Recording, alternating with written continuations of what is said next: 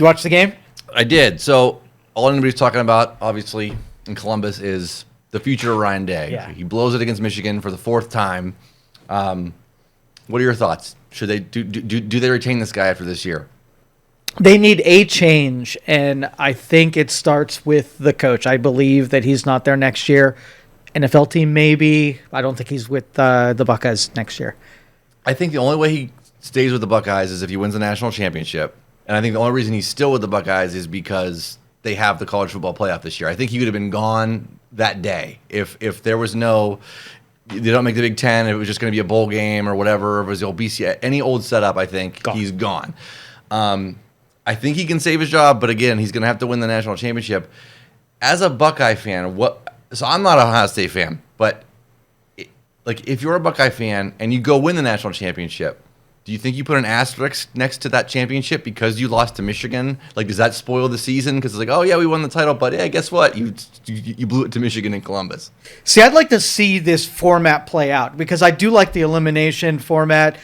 Gives every team that, a chance at playoffs, almost like what they do in basketball. Mm-hmm. Like every team that gets to that level knows from this point on, you have to win to stay in it. And I kind of like that. I think it will be a more exciting championship.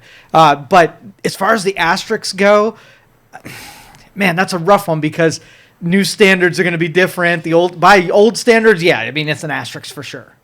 Yeah, Yeah, I think, like you said, even if they win, first off, I don't think that they're going to win. I think Ohio State, I think that was such a devastating loss, and the way Ryan Day took it, and even afterwards with the brawl and stuff on the field and everything else to him, he's just standing there shell-shocked. He's just staring off into space, you know what I mean? The other thing that I disliked about Ryan Day, and the guy's a good coach and everything, but earlier, do you remember when, so they were interviewing Lou Holtz, former coach of Notre Dame, was before Notre Dame Ohio State game, and they asked Lou Holtz what his opinion, who he thought was going to win the game, and of course he's going to say Notre Dame. He was there forever, and he said something to the effect of, "I think Notre Dame's a tougher team. I think Notre Dame's going to win."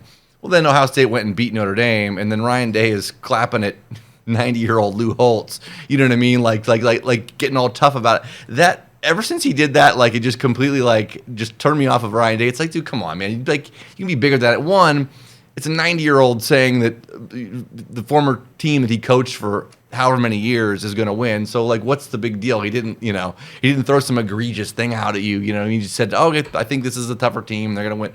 Okay, he turned out to be wrong. Well, great. But ever since that, it just really spoiled me on Ryan Day. And again, so there's talks too of, I saw rumors about this, that Urban Meyer might be sort of championing to come back to Ohio State. What are your thoughts on that? I think it's a totally different team if Urban Meyer comes.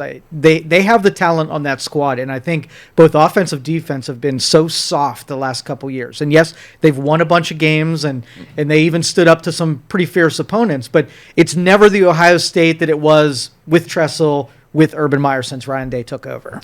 Urban Meyer, I think, would be an upgrade if you go back to him, but at the same time, Urban Meyer lost a lot of goodwill with all his stuff not the same in Jacksonville. Dude. So yeah, I don't. And Urban Meyer, by all accounts, is just not a very likable person, off the field. But I don't think Ohio State fans care about that at all. I think if they hired him back today, they would be thrilled with him coming back. So yeah, because I do believe that that change is necessary, and I wouldn't be disappointed if Urban, because I picture the team, what it was like under him, and if we can get back to that with the talent on that roster right now, I think we win way more games. I think it's a whole different team with Urban at the helm. I think so too. Urban has proven that he can win those big games. He doesn't. The moment's not too big for him. So yeah, but I think Ryan Day's. His days are numbered at Ohio State. I think he's going to be done. And if I had a prediction, first, what's your prediction? What do you think Ohio State's going to do in the playoff? It looks like they're going to host a playoff game. They don't have to play in the Big Ten championship now. I think the last bracket I saw would see Tennessee coming to visit them in Columbus. But what's your prediction for Ohio State in the playoff? I don't think they make it very far. When it reminds me of sort of like Miami. If you get the good version of them, yeah. I watched them play Oregon. Oregon was something similar to what you're going to face in the playoffs. They held their own, 1-point game, but if that's any indication, if you can't win the strong matches in dominating fashion, then the playoffs are going to be rough for them. I think they're one and done, and I think they're one and done just by the way Ryan Day reacted after that loss. I agree. Like he looked so out of it and so defeated, and I think that just took all the wind out of their sails completely. I don't see how this team gets up to to look their best in whatever that first round playoff game is. So yeah, I think Ohio State's in a lot of trouble. Yeah, and the performance is what gives them such a good recruiting base. And if kids are clamoring to come to Ohio State and not entering that transfer protocol to go elsewhere, they need that. And I think it's a little dysfunctional. So if you change out Ryan Day, even if he could probably do pretty well, I think that gives them a chance to recruit the next class, a little bit of hope that we have somebody there that's, you need a tenured coach to come in there. You can't bring in somebody no name. It's got to be like an Urban Meyer. It's got to be something like that. But yeah, I agree with you that the playoffs aren't for them. So the melee after, did you watch the footage of that went down? Now, do you agree or disagree that they should have prohibited with force if necessary to stop them from planting that flag? I mean, it's just how you react.